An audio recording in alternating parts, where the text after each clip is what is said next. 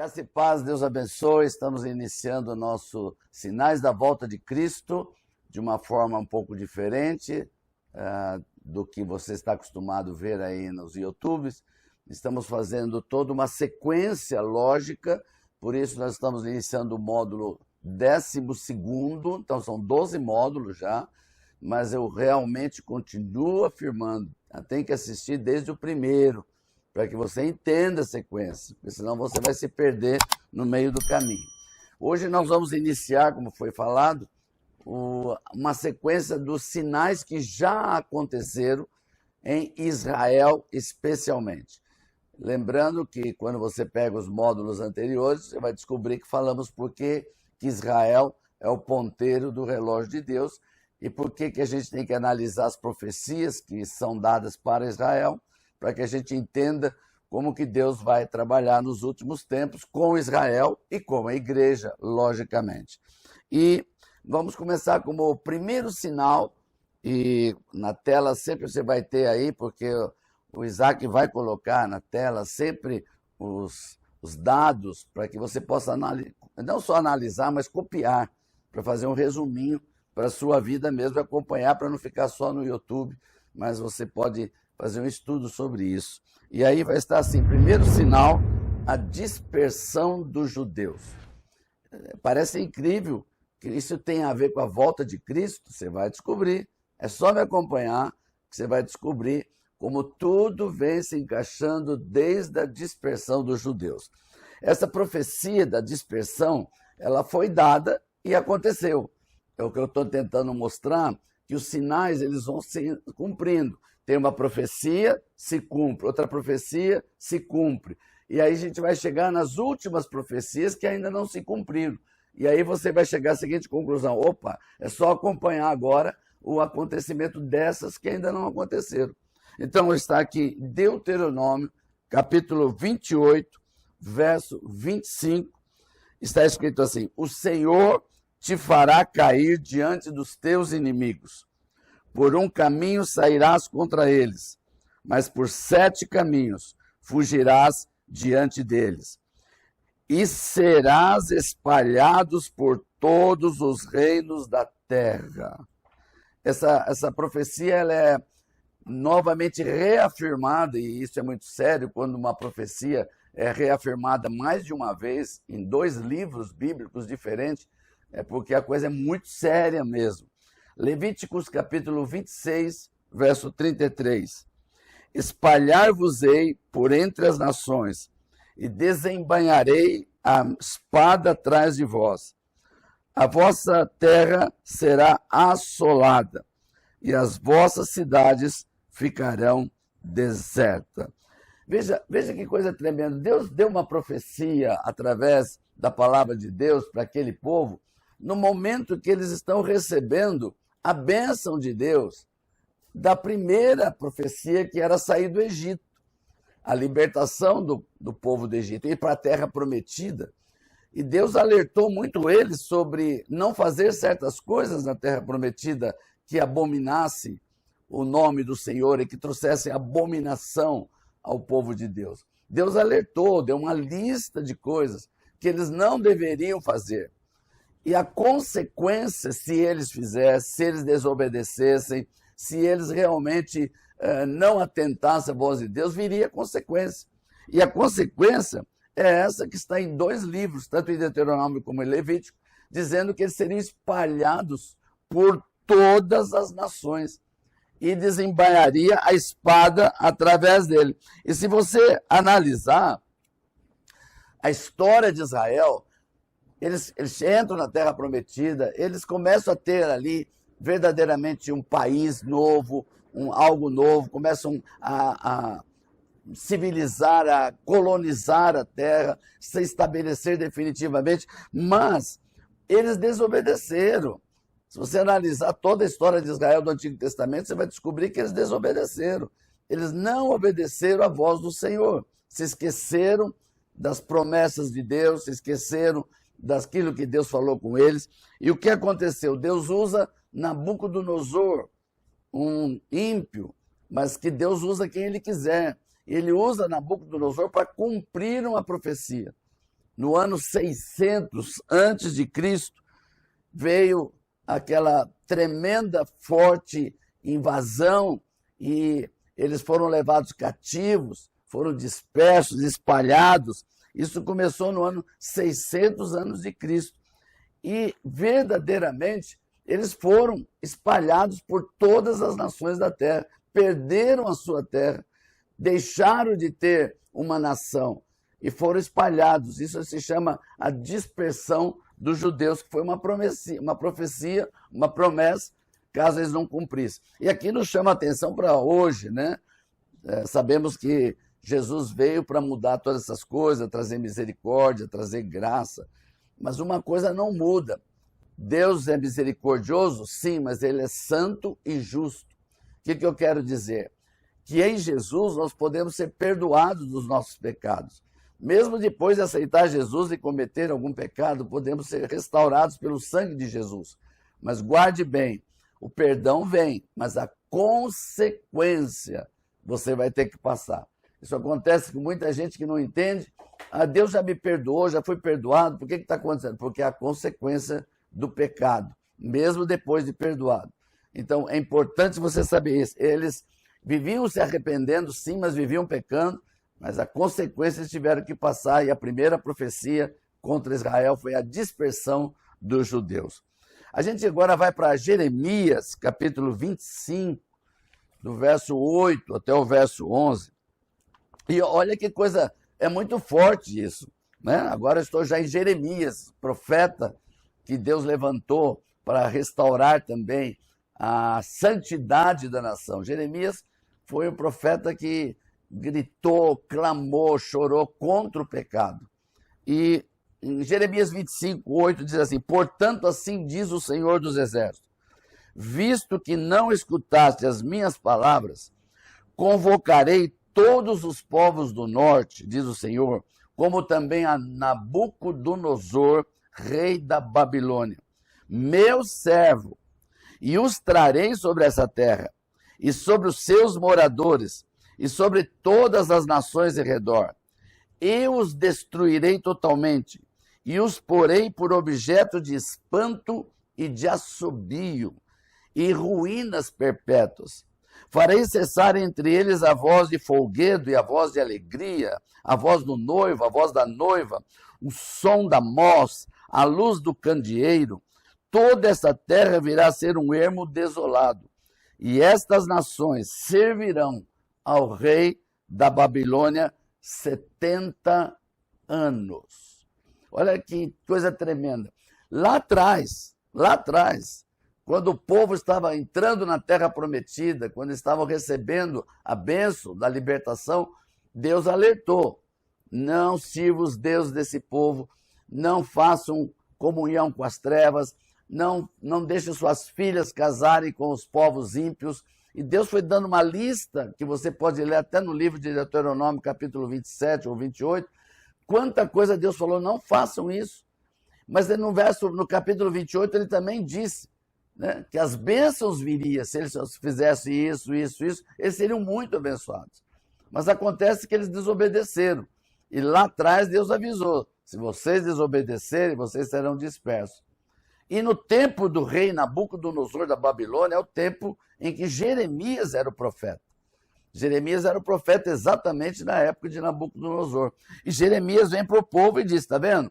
Já que vocês fizeram errado, já que vocês desobedeceram, então Deus vai usar Nabucodonosor, e ainda chamou de meu servo. É muito forte isso, porque todo mundo que Deus usa é servo, né? Quando aquele jumentinho falou para Balaão, o jumento era servo de Deus, porque estava sendo usado por Deus. Então, Deus usa Nabucodonosor como servo para trazer a dispersão dos judeus no ano 600 a.C., e ali está a dispersão, ali acaba verdadeiramente aquela nação e começa algo. E é interessante que isso tem que acontecer durante o tempo que Deus determina, porque toda profecia tem o tempo certo para se cumprir. Nós vimos no módulo passado como que se cumpriu as profecias de Zacarias, tinha que ter o dia certo para se cumprir. E se cumpriu exatamente no dia que era necessário que se cumprisse. Quando a gente chega no livro de Mateus, capítulo 24, Jesus também traz a continuação dessa terrível história, que começou lá atrás com Jeremias, Babilônia, 600 anos antes de Cristo. Agora Jesus vem e ele traz uma profecia de continuidade. E no capítulo 24, verso 1 e 2, diz assim: tendo Jesus saído do templo, ia se retirando. Quando se aproximaram dele os seus discípulos para lhe mostrar as construções do templo. Ele, porém, lhe disse: não vedes tudo isso? Em verdade vos digo que não ficará aqui pedra sobre pedra que não seja derribada.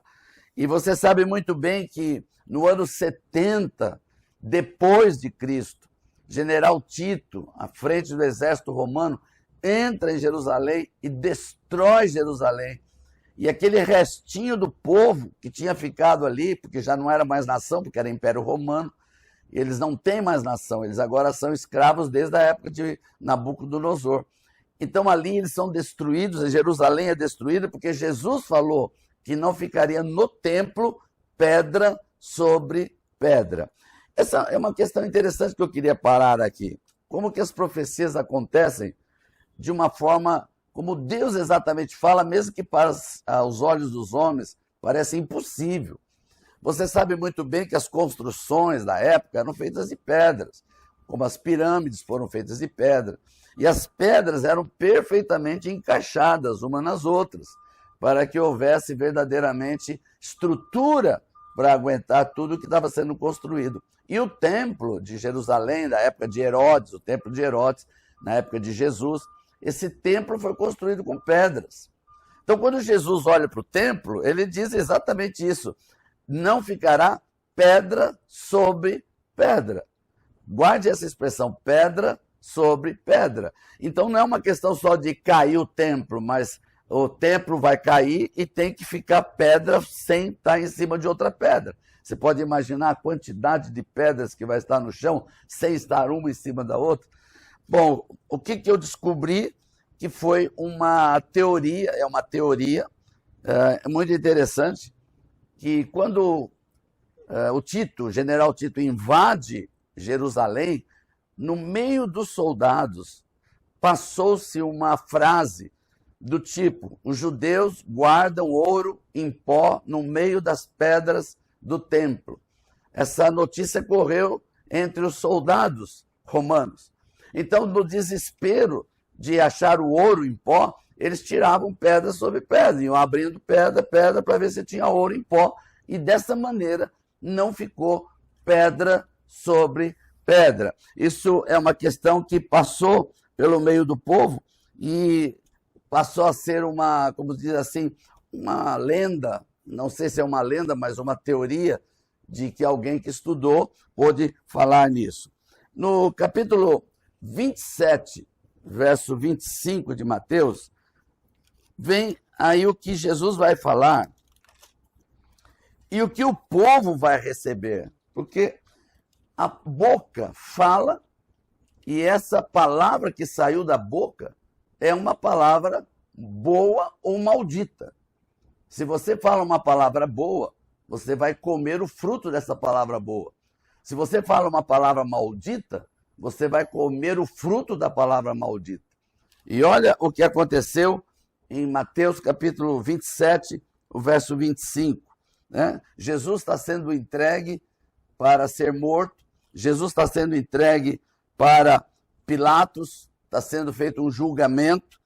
Pilatos percebeu que Jesus era inocente, percebeu que o sangue dele cairia sobre ele também, então ele coloca para o povo decidir.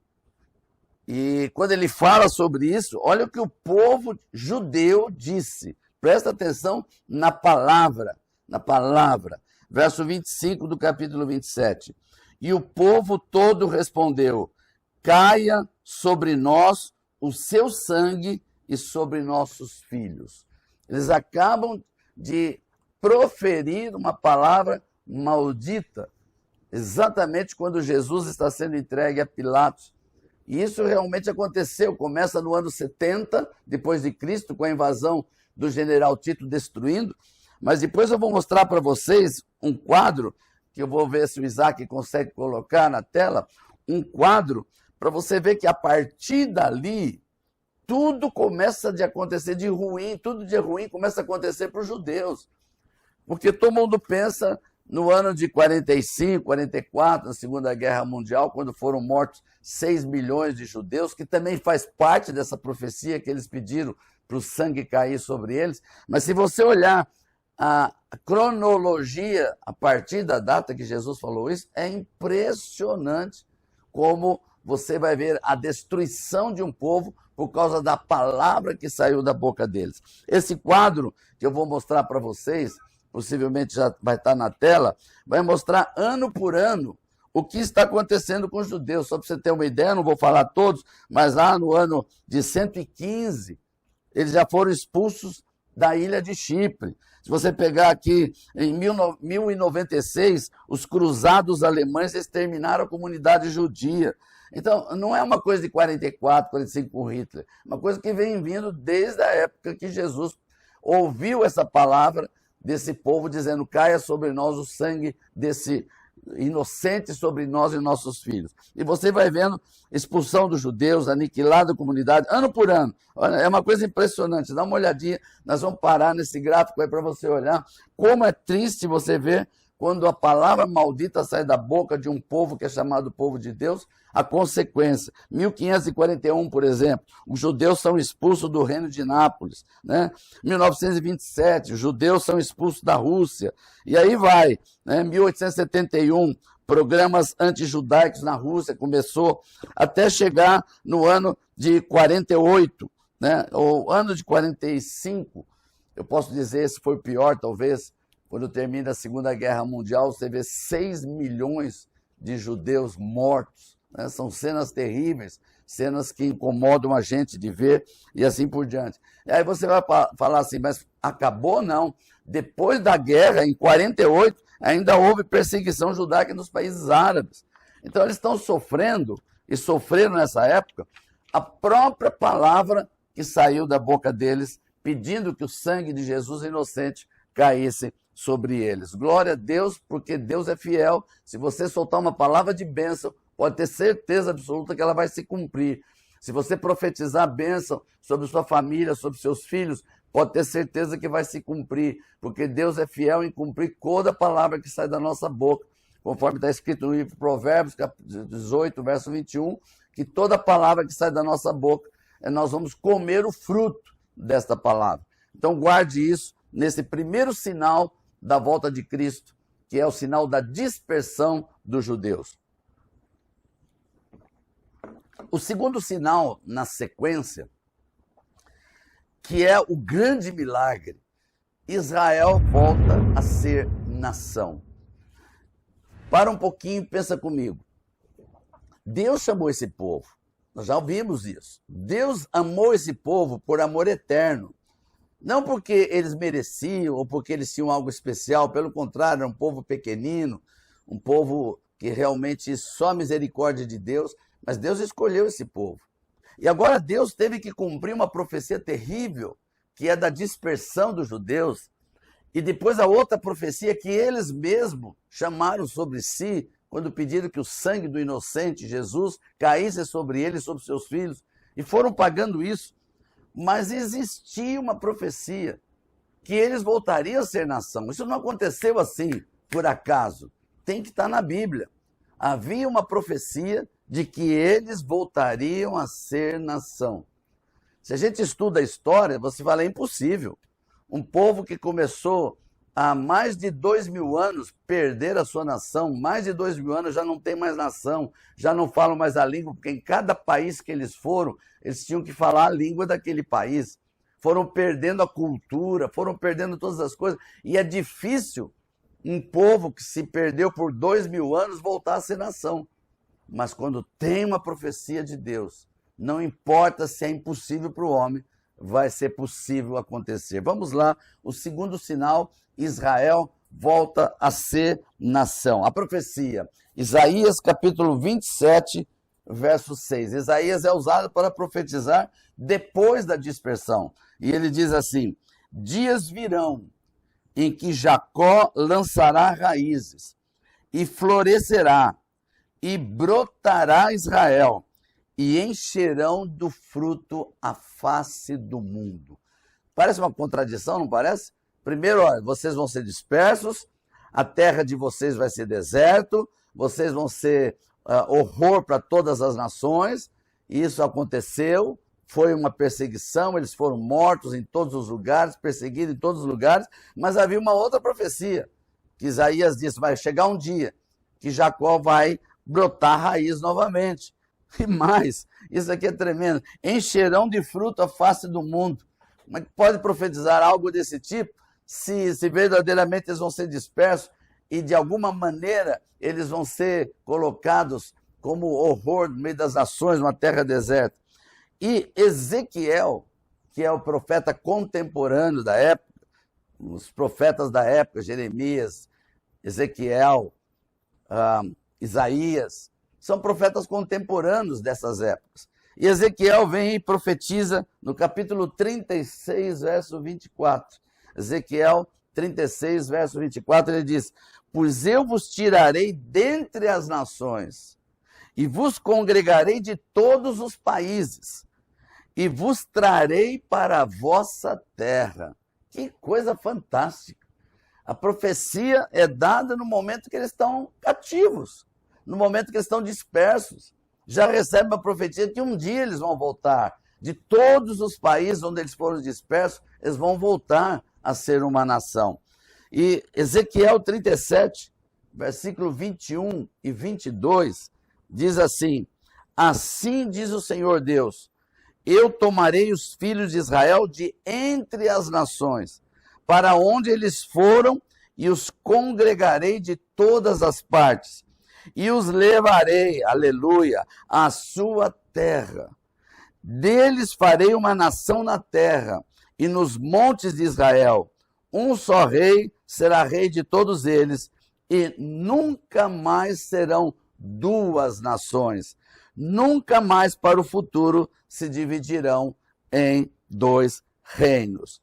Bom, se a gente analisar na época, vai ser coisa doida. O povo está disperso, 2000 anos, espalhado por todos os países do mundo, e agora tem duas profecias de Isaías e Ezequiel dizendo que um dia vão voltar a ser nação.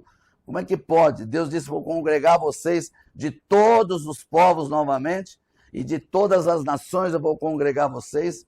É uma profecia que tem que se cumprir, e ela se cumpriu. Aleluia! Que dia que ela se cumpriu? Vou te dar a data: 14 de maio de 1948. Nessa data foi proclamada pelas Nações Unidas, na terra da Palestina, a República de Israel. Não é um milagre extraordinário? Como é que pode, num dia só, nascer uma nação? Num dia só, nascer uma nação no mundo? Uma nação que foi dispersa por 2000 anos, que a cultura já não existe mais, a língua não existe mais, eles já não sabem mais qual é a terra, mas Deus disse que vai acontecer, e quando Deus diz que vai acontecer, tem que acontecer.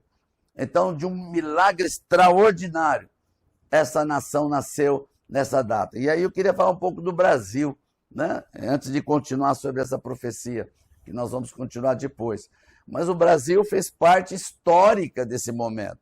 Oswaldo Aranha era, naquela ocasião, exatamente o líder na Assembleia da ONU, ele que dirigiu a Assembleia da ONU, e até onde eu pude saber o que acontece, Oswaldo Aranha percebeu que essa votação não seria suficiente para Israel voltar a ser nação. Então ele suspende a sessão e volta a conversar nos bastidores, negociando nos bastidores, para que fosse aprovado Israel. E quando ele percebeu que havia maioria, ele convoca a Assembleia, e aí essa Assembleia decide que Israel volta a ser nação. Guarda essa data, 14 de maio de 1948. Israel voltou a ser nação. Aleluia! E Nós vamos ver depois, na continuidade, essa mesma profecia, quando Deus fala que trará os filhos de todos os lugares. Como é que isso era possível? Se os judeus estavam espalhados pelo mundo inteiro, e agora existe um povo, existe uma nação. Começa uma nação, com quem? Como que vai juntar esse povo todo? Como é que isso é possível, humanamente falando? Mas nós vamos ver que Deus é tremendo quando Ele diz que vai acontecer. Por isso eu quero terminar o programa de hoje dizendo o seguinte: se você tem uma palavra profética, que você crê que é de Deus e é testificada, está confirmada, mais de 2 testemunhas confirmando, que parece uma coisa impossível aos seus olhos, aos olhos de quem você conhece, mas se Deus falou e você for fiel àquilo que Deus fala, se você for fiel a tudo aquilo que Deus tem falado, então pode ter certeza que Deus vai mover céus e terra para que isso aconteça. Ele tem o poder na mão do mundo, ele tem o poder de toda a galáxia, todo o universo está nas mãos dele. Para ele, uma palavra ou levantar um dedo muda todas as coisas. Então, quando ele diz que vai acontecer e a testificação, pode ter certeza, não abra mão da profecia e nem se desvie dos caminhos do Senhor. Amém? Recebe essa palavra e no próximo módulo, que é o 13º, você vai continuar ainda dentro dessa profecia para ver como é que se cumpriu isso de uma forma sobrenatural. Se prepare para a próxima sexta-feira e ver como é que Deus faz coisas sobrenaturais. Isso vai aumentar a tua fé, vai aumentar a tua fé. Em nome de Jesus, Pai, que esta palavra se sirva de inspiração, de consolo e que aumente a fé daqueles que esperam no Senhor e sabem que renovarão as suas forças e que o Senhor é fiel em cumprir cada uma das suas palavras. Eu abençoo aqueles que estão ao vivo e aqueles que vão assistir depois, em nome de Jesus. Amém e amém.